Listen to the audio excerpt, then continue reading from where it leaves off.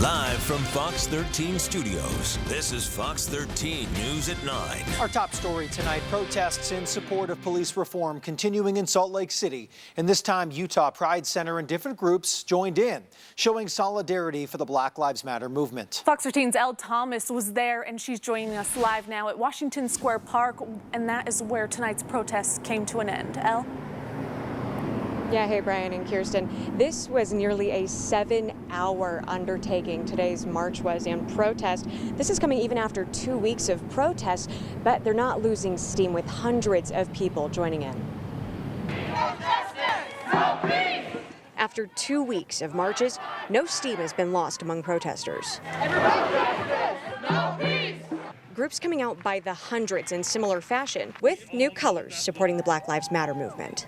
A mile-long march in solidarity, melding into other groups. We are fighting the same oppressor. The Latinx community and the indigenous community. We're discriminated against for housing, for jobs. We are profiled and killed by police. So we have a lot of the same fight. A day filled with expression. I just really feel like it is a very good depiction of what the Black community has gone through as a result of racism and police brutality. And passion for equal rights and police reform. Is that okay? No! Is that okay? No! No justice? No peace. No justice? No peace. Now, Black Lives Matter says they will continue protesting until they actually see change. They believe the only way that will happen is if people call their elected officials and vote. Live in Salt Lake City, Elle Thomas, Fox 13 News, Utah. Well, thank you. And of course, those protests continuing nationwide, but it was a different scene in Atlanta than here in Salt Lake City. Protesters set fire to a Wendy's where a 27-year-old man was shot and killed by a police officer as he tried to escape arrest. We're going to take you to the scene and have the latest on the officer who fired the shot later in this show at 9:30. For the second day in a row, a fire has sparked in Tooele County. The main one in question is the Big Springs fire. It started near Highway 196, just west of Grantsville. It's now grown to over 2,000 acres. Multiple resources are responding to that fire.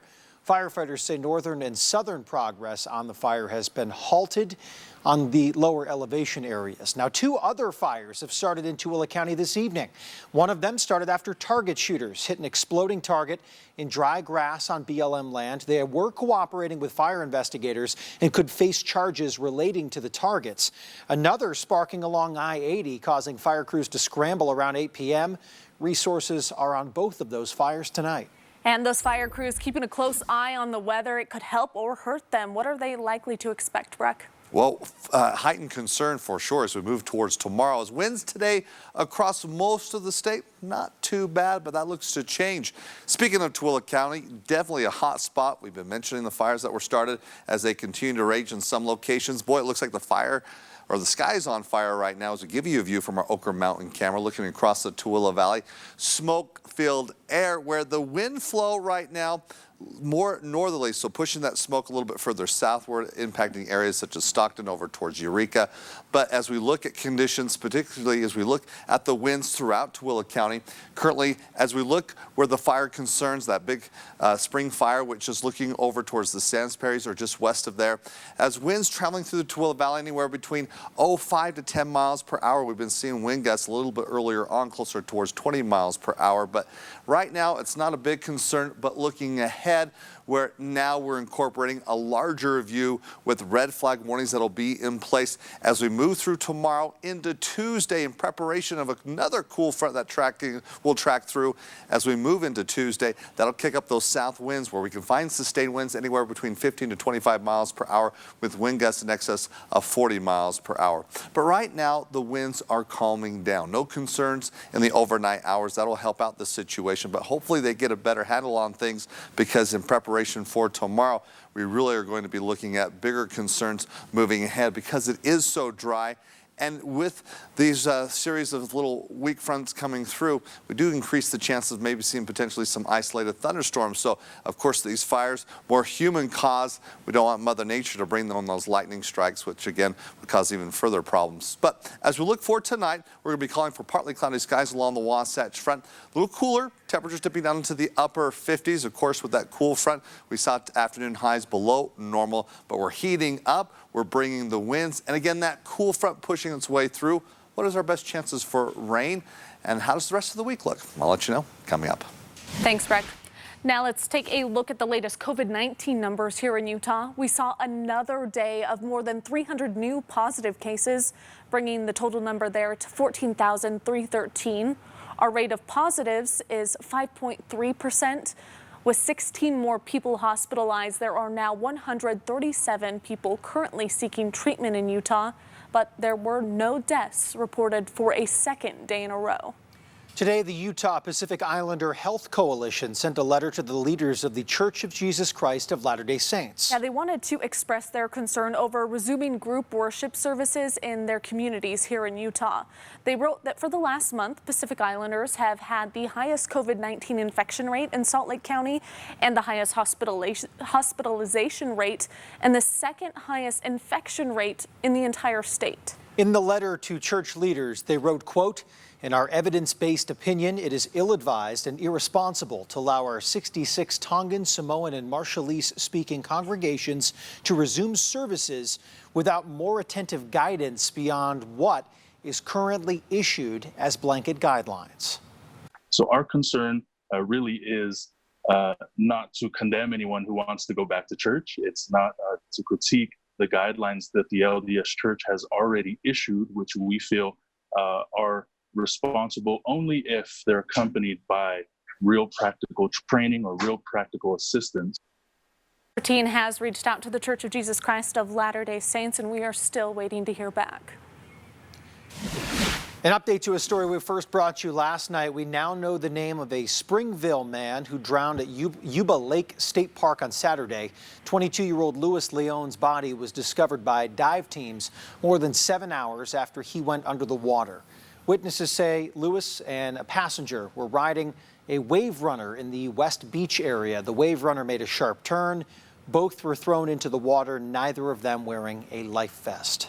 And now to a developing story. A man who lived across the street from Chad Daybell for several years is now sharing what raced through his mind when police first showed up to Chad's property. That was back in January. Boyd Price has lived on this same street in Salem, Idaho for almost 72 years. And the house that Chad and his first wife Tammy moved into used to be Boyd's aunt and uncle's home. And while he says he never saw anything suspicious, he says some things were strange. We knew the kids were missing, and basically the police were there in January to try to figure out what happened to Tammy, because everything didn't add up that way, it seemed like. And the only thing that I got out of it, the kids were missing, and Tammy died, and they were in Hawaii, and I didn't understand that. Now, Chad Daybell's adult children still live in that area. Boyd says he hopes the community can also give them support. Colby Ryan, Lori Vallow's last living child, issued his first statement following the death of his younger siblings on his Instagram account this weekend. He says, "This seems like a nightmare that's unreal." He goes on to say, quote, "You both touched so many lives. You impacted so many people that will never go away. Just know I will carry you every day and everywhere I go." Blue and white ribbons line the streets of Rexburg in honor of J.J. Vallow and Tylee Ryan. People from the community coming together to tie those ribbons, and the blue symbolizing peace and serenity, the white symbolizing innocence. The ribbon tying event organizers say their small town has been deeply affected by the children's deaths, and they just wanted to show the families their support. I wanted their families to know that we love and support them from afar, and that even though we are such a little community, like, we all stand together and support each other. An autopsy report yesterday confirming the remains found on Chad Daybell's property on Tuesday are those of JJ and Tylee. The children's mother, Lori Vallow Daybell, and Chad are both behind bars facing multiple felony charges. Fox 13 will continue to keep you updated on the push for justice for JJ and Tylee. You can always find the latest on air, on our social media pages, and on fox13now.com. Still to come, air quality improving along the Wasatch Front, but we're going to explain why experts say that this is not related to the pandemic. And there are some new requirements you need to know about the next time you and your family go to Lagoon Amusement Park. We'll explain. Live from Fox 13 Studios, this is Fox 13 News at 9. Welcome back. Well, some good news here. Experts say air quality along the Wasatch Front is getting better, especially in Salt Lake City and Provo. But as Fox 13's Sydney Glenn shows us, this new data is not because of the pandemic. This is good news. Jared Mendenhall is hopeful that the EPA will officially say the air quality in Salt Lake and Provo meets the wintertime standards. First, there will be a 30-day public comment period, and then the EPA must approve the state's maintenance plan. The residents of Utah are taking air quality seriously. What we're seeing is the governor and the legislature taking air quality seriously. Dr. Brian Mensch says he agrees this is a step in the right direction, but says it doesn't mean our pollution problem is fixed. So there's no such thing as air quality that's clean enough. Every bit of it has health impacts. Air pollution impacts every major organ in our body, Dr. Mensch said. We're learning that the air pollution impacts on a person's health are almost identical to those from smoking cigarettes. There is still so much work that needs to be done, Dr. Mensch said. That can start at the ballot box. There's been an increasing disconnect between what the medical research would suggest we need to do and what the federal standards allow. Mendenhall hopes people will use this time at home to find new ways to help build a better tomorrow. But hopefully, throughout these stay-at-home measures, that people start to recognize that there are steps they can take. In Salt Lake City, Sydney Glenn, Fox 13 News, Utah. Starting tomorrow, guests at Lagoon Amusement Park will be required to wear a mask or other face coverings while waiting for rides. Very young children and toddlers are exempt from this rule.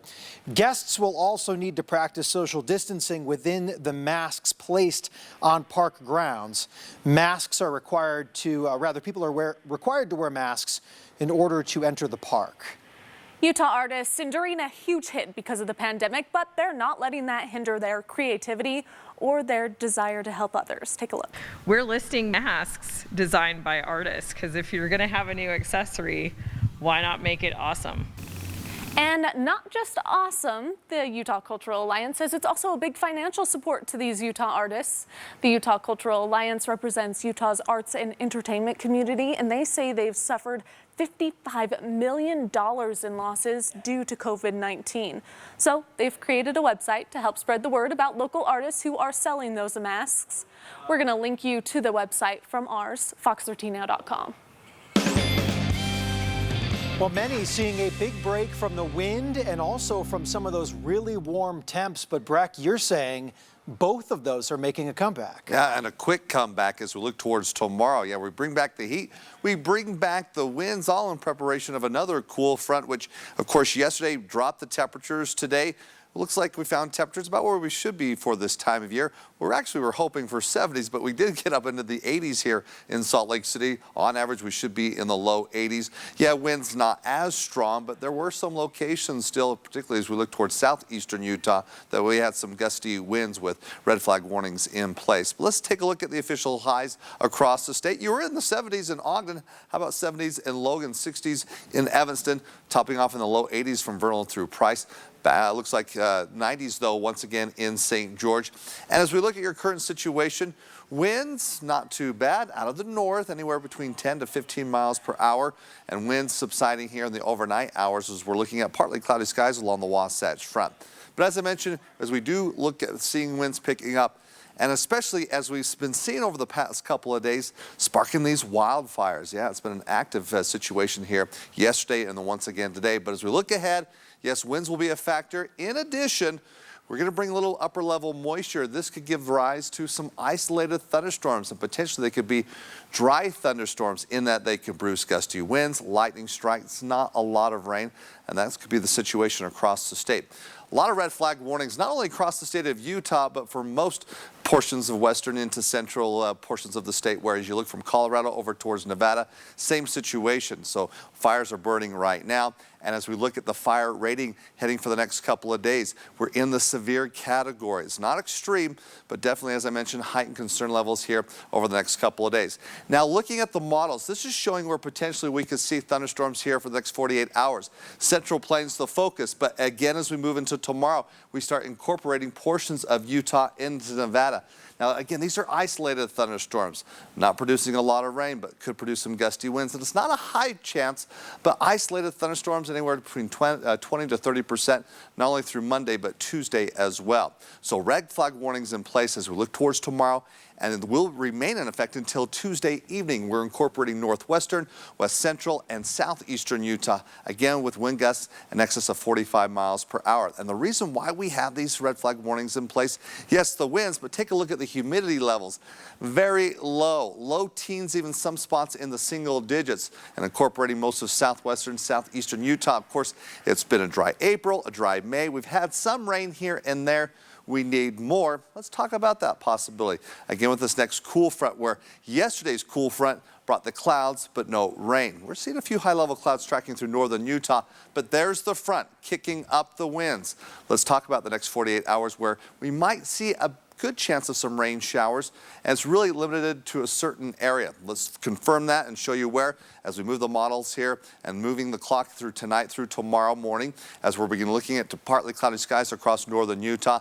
There's the front, there's the associated showers. It looks like it'll be pushing through extreme northern Utah early Tuesday, so we're talking Ogden northward. We'll see a chance of some rain showers, but most of the Wasatch Front stays dry, and the rest of the state also remains dry, not only as we look for the next couple of days, but actually for the next several days. Now, overnight lows tonight under partly cloudy skies, getting down into the 50s as we look from Ogden through Provo, mid-40s in Logan, low 40s in Park City. Central Utah, we're in the 40s and 50s as well.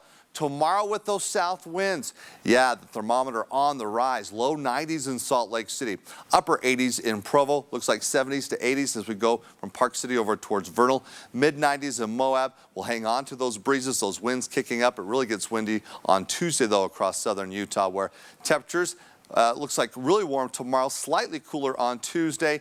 Then it looks like upper 90s into the triple digits for the weekend. But dry, as mentioned, not a chance of any rain here for the next 7 days. Northern Utah, I throw in for the Wasatch Front, and it's mainly northern Wasatch Front, a possibility of some showers Tuesday briefly. It's breezy, but cooler with that cool front moving through early Tuesday morning.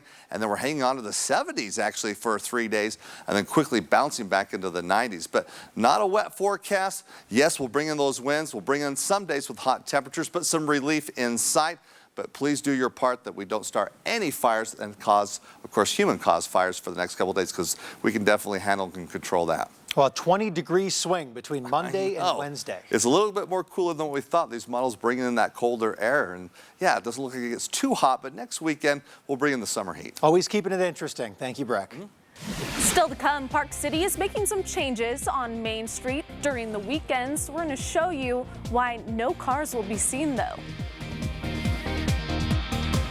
You're watching Fox 13 News. Let's connect. After nearly 2 months of businesses being closed on Main Street in Park City, this Sunday brought a glimpse of hope for many merchants. Fox 13's Katia Collins shows us why having only foot traffic on Main Street is helping their local economy. Main Street is usually packed with cars parked and cars driving up and down the street. But starting today, Sundays are going to look a lot different. After COVID-19 hit Park City during their busiest season of the year, Thank you. It was nice chatting with you. this is a sight for sore eyes. When I started to open up again, I felt so emotional about the art, the artists, and the clients. I realized how much it means to me personally. Owner of Meyer Gallery, Susan Meyer, is happy to be able to open her doors, making the best of what some call a new normal. We all have our masks and our wipes, and we're all cleaning like crazy, and it's been a lot of fun. But if you take a closer look, Yes, I'm doing it for quarantine, but I get to walk down the middle of the street, and that is cool. Cars are nowhere to be seen, and if they are, they're being towed. With our sidewalks here in Park City, they're so narrow that we didn't want anyone to feel put off and not come shop because of it. So we felt like having one day a week where those that want the extra space can get it. An initiative to take many steps toward rebuilding the local economy. Think about local first. If you can find that item in your community, that's going to help someone else out that's your neighbor. The pedestrian zone allows businesses to have a presence on the street, urging people to maintain their social distance. Normally I wouldn't want to spend $50 on snacks, but once in a while I think that these guys are hurting and it's really nice to try and support them as best we can. So far, the turnout is promising. If they're more comfortable being outside, there'll be something for them to do. Main Street will be closed from 10 a.m. to 11 p.m. every Sunday until September 6th. In Park City, Katia Collins, Fox 13 News, Utah. States across the country seeing a rise of coronavirus infections. I'm Christina Coleman in Los Angeles. Details on what could be causing the recent spike coming up. In your national news, multiple investigations underway following the shooting death of 27-year-old Rayshard Brooks as he tried to escape arrest outside an Atlanta Wendy's restaurant. His death sparking a new wave of protests. Fox's Jonathan Siri takes us to Atlanta. The shooting of 27-year-old Rayshard Brooks sparking a new wave of outrage and demonstrations in Atlanta. On Saturday night, protesters setting fire to the Wendy's where the fatal incident happened. One night earlier, police responded to complaints a man was sleeping in a car blocking the drive-through lane. Officers say they administered a field sobriety test, which Brooks failed. Then he resisted arrest. I think you've had too much to drink to be driving. So put your hands behind your back for me. Here, put your hands behind your back. Police say during the struggle, Brooks grabbed a taser and appeared to point it at an officer as he fled. The officer fired 3 shots. Brooks later died at the hospital. Officials announcing the firing of Officer Garrett Rolfe, who pulled the trigger. The other officer involved, Devin Brosnan, has been placed on administrative leave. The moves following the resignation of Atlanta's police chief, Erica Shields, on Saturday. This as congressional Democrats push for sweeping police reform, including banning chokeholds and starting a national registry for police misconduct. But some say this is not the solution. We do not want to create a situation where the police are under the microscope and that they don't want to do their job because they're afraid. There are 3 separate investigations into Brooks's shooting. One by the Fulton County District Attorney's Office, another by the Georgia Bureau of Investigation, and a third by Brooks's family. In Atlanta, Jonathan Seri, Fox News. New concerns about a rise in coronavirus cases now that all 50 states are in some phase of reopening. Fox's Christina Coleman shows us these new hotspots and why there may be a jump in infections.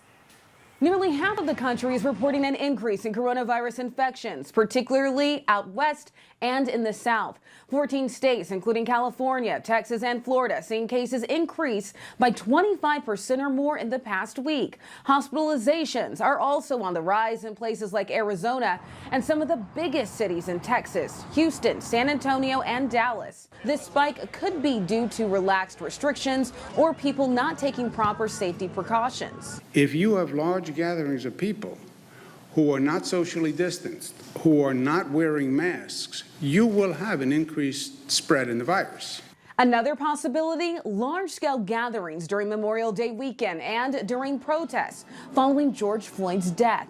But some medical experts saying it's difficult to track the patterns of a virus we know so little about. Remember, in previous influenza pandemics, we saw waves. These were 2 to 3 months of cases that then would suddenly just literally almost disappear, only to come back with a vengeance in a second wave several months later. On Friday, Governor Andrew Cuomo said New York, once the virus's epicenter, has the nation's lowest coronavirus infection rate. But that could all change if people aren't following safety guidelines. What makes the determination? It's what we do. It is our behavior. Nothing more, nothing less. The governor adding if he starts seeing a second wave of infections, he'll take action, which could mean a reversal in lifting restrictions. As of Sunday, there have been more than 115,000 deaths nationwide. But the CDC predicts at this rate, that number will rise to 124 to 140,000 by July 4th. In Los Angeles, Christina Coleman, Fox News. Meanwhile, police in Utah seeing a surge of support in the wake of those continuing protests. How local communities are honoring those who serve. And before we go to break, just want to share a photo coming in from a viewer. This is from Jane up at Bear Lake. Beautiful sunset, enjoying some COVID-friendly fun. Hey, tomorrow where temperatures are going, you might want to jump in a lake, but with a roller coaster ride and swinging temperatures, you might be avoiding the water fun by the middle of the week. I'll explain as we look at your 7-day forecast coming up after the break. This is Fox 13 News. As protests around the globe continue to call for police reform, the duties and responsibilities of law enforcement are being questioned and challenged. But they're also greatly appreciated by a lot of people. Fox 13's John Franke shows us how members of the community are showing their support during these challenging times. Amid nationwide protests following the death of George Floyd,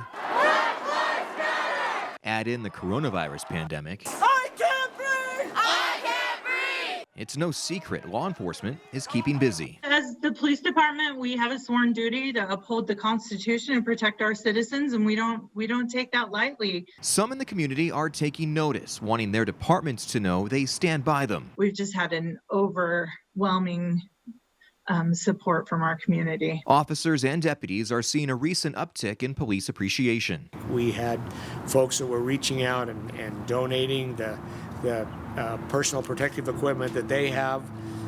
We've had companies that have stepped up and provided us hand sanitizer. We had a gentleman who had a stockpile of N95 masks that just donated them. Others have dropped off some afternoon pick-me-ups. Businesses bringing us pizza and Greek food and sweet rolls, and it's just been a tremendous outpouring of response. I think most of our public realizes that our hearts are in the right place, that law enforcement is trying to do a good job. While community outreach and law enforcement appreciation may brighten the day, the focus is on the future. We are very interested in recruiting people from diverse community that we have.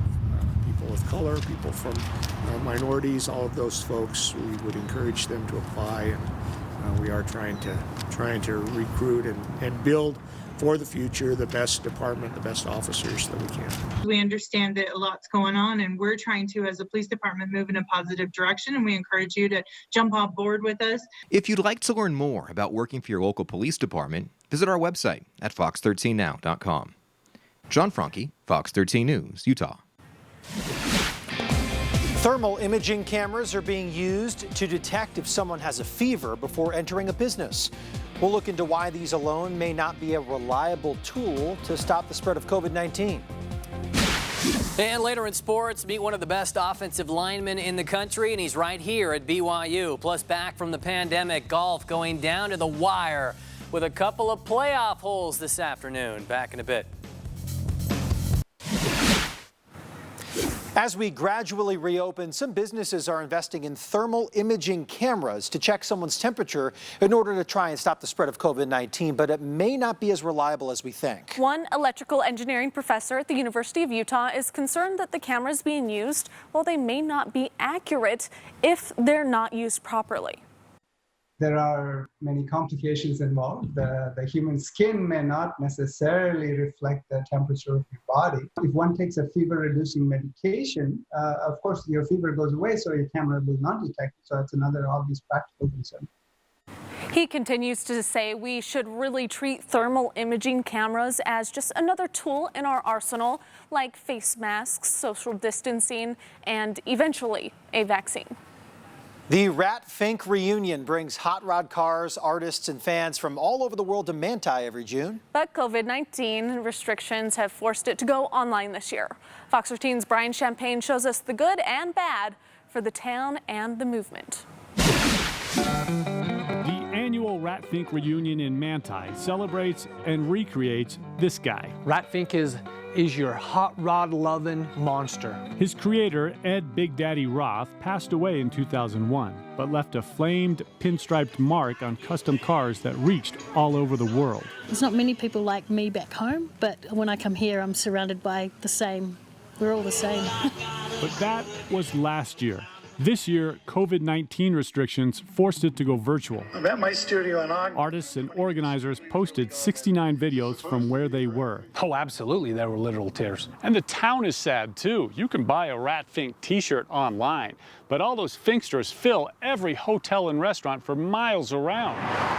But this year, downtown traffic stayed small town light. It was kind of a little depressing not to have, you know, that going on. It's 6 days of complete 100% occupancy, restaurant just hustling and bustling. COVID-19 restrictions shut down Dirk's Farmhouse restaurant, possibly for good, and Rat Fink cancellations emptied the Country Village Motel. Rat Fink usually pulls me in a good $10,000 weekend. I did like $1,500 this year. The art auction that gives money to Manti City brought in around $8,000 online, not the $11,000 it has in person. The reunion itself being virtual had some blessings. We had a lot of emails and conversations with people from all over the United States. In Manti, Brian Champagne, Fox 13 News, Utah. And it would have been a good weekend to have that event outside too, Breck. Absolutely, especially when the cooler air came in and finally with the winds dying off, where we got a little break from the winds today. Some locations, though, we held on to some stronger winds, particularly across eastern Utah. But winds, much more of a concern as we transition Monday into Tuesday, as we're awaiting the arrival of our next, I should say, cool front. I want to say storm system, but it's going to bring more winds than rain here over the next few days. Current temperature in St. George right now at 86 degrees. Winds haven't been too bad today, but again, they'll be picking up moving towards tomorrow. So I got to remind you once again, red flag warnings in place across most of western Utah and eastern Utah, where we could find sustained winds anywhere between 15 to 25 miles per hour. Wind gusts in some locations, particularly west central Utah, closer towards 40 miles per hour. Let's take a look at our future windcasts as we go from tonight through tomorrow afternoon. We start seeing those winds picking up again, even along the Wasatch Front. But the biggest concern with low humidities through western Utah, those strong winds will persist, waiting for the arrival of our next cool front. Tomorrow night, things kind of die off, but then looking like on Tuesday, it really gets strong. A bigger concern, particularly central, southern, southeastern Utah. We can see wind gusts closer towards 50 miles per hour as even we look from Moab, Green River, down through Blanding. So winds, yeah, we kick them up. It's going to be a blustery situation here for the next couple of days. Dry, though, persisting in that we see a few high-level clouds in place, but as you look at radar, no activity. And we'll keep it fairly quiet as we move through most of Monday. As this front does approach, though, it brings some upper-level moisture that'll allow for some afternoon showers as a possibility come Tuesday, and it's mainly across extreme northern Utah that we potentially see that impact. Now let's look long range at the computer models where we're going, where, as we said, we're going to see things cooling off just a little bit, but ahead of that, it's the warm before the storm, and that's tomorrow as those winds, again, really coming in from the south, allowing the thermometer to really bump up as we'll find temperatures returning back into the 90s along the Wasatch Front. And then with this next storm system, as we saw, the one that hit yesterday, it brings some moisture across northern Utah, mainly in the form of clouds, but potentially northern Wasatch Front up through Cache Valley. Looking like Tuesday might see some showers, maybe some isolated mountain showers. But again, those strong winds as we transition Tuesday, hopefully calming things down by Wednesday, as we'll see more of a westerly flow and even some winds out of the north, which will allow temperatures for at least a couple of days to be quite nice. In a very nice range, maybe seeing a few additional clouds across extreme northern Utah. So it's kind of a dry, cool front that will track through. But once we get past that cooler air, Thursday, Friday, and into Saturday, high pressure builds back in and things warm up rapidly. All right, here's your hour-by-hour forecast then as we look for northern Utah, specifically the Wasatch Front. Partly cloudy skies tomorrow, but we'll still see plenty of sunshine as temperatures quickly climbing in close to 90 degrees for many spots. But again, we'll see low 90s in Salt Lake City. We'll hang on to some winds. They'll be increasing. We'll be looking at near 90 degrees in Provo, upper 80s in Milford, mid 90s in Moab, 97 degrees in St. George. Now, as we do bring in that upper level moisture, potential for an isolated thunderstorm, hopefully that poses additional problems. Of course, as we've been seeing the fire danger just increase, and as we have those winds in place, we'll see that impact here for the next couple of days with some improvements by the end of the week, but some very hot temperatures by next weekend. We're back into the triple digits. Northern Utah, it's 90s to 70s, and we get a break from the heat with that slight chance of an afternoon shower. Wednesday, Thursday, Friday, we're clear, hot. Heading into the weekend, we're back into the 90s. So the summer heat returning, but we get a nice break with temperatures in the 70s, at least for 3 days. Pro sports making its return with NASCAR here on Fox 13 throughout the afternoon and the evening, but golf taking center stage on other networks, and the Utahns were back out there. Hey, isn't it nice to see something, especially golf? Oh, it's awesome. You go along with NASCAR soon. Just wish the fans could get out there as well. Right. We'll get the team sports back in a while. You know, the last time a golf champion was crowned was back on March 8th when Tyrell Hatton took the Arnold Palmer Invitational. Fast forward 13 weeks with the PGA Tour finally back in business. A couple of Utahns made it into the weekend at the Charles Schwab Challenge. Zach Blair finishing 55th at 1 under, while Tony Finau was steady all week, shooting a 68, a 69, and a 67 coming in. Another 68 today. The approach leading to a birdie. His 8 under put him in a tie for 23rd. He'll take that. These professionals all make me sick. Just so good with the wedge.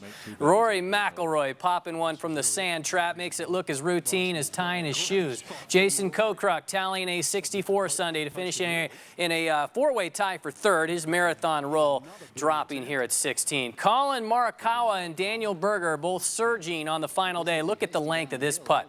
Straight as an arrow for Morikawa at 14. Berger's turn as he birdies his final hole to keep this thing going. The two would end up in a 2-hole playoff. The chip at 17, just short. It did set up par, though. And then Morikawa with a gimme to force a 3rd playoff hole, but it lips out. Yeah, he won't be sleeping tonight. Give me a burger with a side of cash. Not a bad way to return from the pandemic as Berger gets the win. Despite a 7-6 record and many injuries up front, BYU's offensive line was ranked as the 12th best in America a season ago. And this season, the Cougars return what many consider to be one of the best centers in the country. James Empey is ready to snap the football again to another junior in Zach Wilson. That's if they do have a season. The American Fork product is confident they will. I probably speak for all athletes everywhere, is everybody's just ready to go and excited to get back at it whenever they tell us that we can. You know what I mean? So it's been great to have some workouts and stuff and get back in it, get back with, you know, the guys and start working out again. And we're just all excited to get something rolling, you know, and to have some definitive answer. And I think looking forward to just having a season and having a great one. Yeah, James only a piece of that fun-loving Empey clan. He's got a couple of sisters as well that both play goalie for BYU's soccer team. That story of Bleeding Blue coming up on the Fox 13 sports page. And the Major League Baseball draft only had 5 rounds this year instead of the traditional 40. Leaving clubs to sign more free agents than they would on a typical year. BYU pitcher Jared Lesser of Price inked a deal with the Yankees. Lesser made 4 starts and struck out 15 for the Cougars during the virus-shortened season. Some good stuff coming up, Brian. Yeah, looking forward to Sports Page. Thank you, Morgan. We'll be right back. Finally on Fox 13, today is the day to celebrate the red, white, and blue. That's because today was Flag Day. It was on this day back in 1777 that the Second Continental Congress adopted the flag as our country's official flag. It wasn't until 1916 that President Woodrow Wilson issued a proclamation declaring June 14th as Flag Day. And those flags will be flying in the wind tomorrow and Tuesday, Breck. Oh, they will be flapping strong as we're going to be picking up those winds ahead of a cool front that will drop temperatures. It's going to be warm tomorrow, though. All right, thanks for watching Fox 13 News at 9. Don't go anywhere. QuickCast is coming up next. Sports Page after that. We'll see you in a few minutes.